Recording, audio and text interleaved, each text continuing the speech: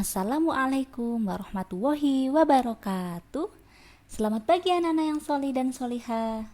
Kaifa halukum? Semoga anak-anak tetap dalam kondisi sehat ya. Masih tetap semangat ya anak-anak yang solih dan solihah.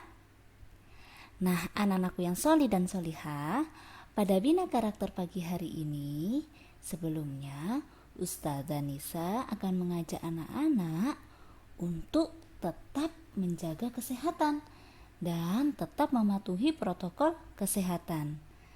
Jangan lupa untuk selalu memakai masker, cuci tangan, jaga jarak, dan kalau tidak ada perlu-perlu yang sangat mendesak, sebaiknya anak-anakku yang solih dan solihah tetap berada di rumah dulu. Baik anakku yang solih dan solihah, pada pagi hari ini Ustazah akan mengajak anak-anak yang solih dan solihah untuk menjadi anak yang peduli karena Allah. Anak-anak yang solih dan solihah, sebelumnya Ustazah ingin bertanya dulu, apa ya itu peduli? Biasanya kita sering sekali mengucapkan kalimat ini, peduli, atau sering sekali kita mendengar kata peduli ini. Lalu apa ya itu peduli? Peduli adalah kesediaan membantu memenuhi kebutuhan orang lain dan lingkungan kita. Jadi kita membantu orang lain yang berada di sekitar lingkungan kita. Nah, anak-anakku yang solih dan solihah, Allah sangat mencintai orang-orang yang peduli, sehingga kita harus berusaha menjadi anak yang peduli. Nah, anak-anakku yang solih dan solihah, orang yang peduli maka ia akan mau melakukan kebaikan dengan cara seperti membantu orang tua, membantu ibu merapikan rumah, atau peduli dengan saudara, misalnya berbagi kue, berbagi makanan atau mainan dengan kakak atau adik. Jadi menikmati makanan ataupun mainan bersama-sama.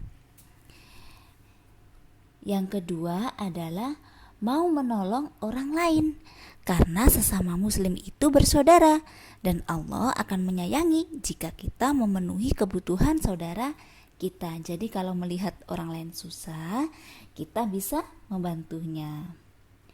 Menjaga perasaan orang lain, misalnya kita senyum, serta menjaga tali silaturahim. Kemudian menjaga hak orang lain, contohnya mengucapkan salam, berhati-hati ketika memainkan mainan teman. Ketika melihat teman melakukan kesalahan, kita juga menasihatinya dengan baik, menjenguk teman yang sakit, dan lain sebagainya. Nah, anak-anakku yang solih dan solihah, Rasulullah pun pernah bersabda bahwa sebaik-baik manusia adalah yang bermanfaat bagi sesamanya.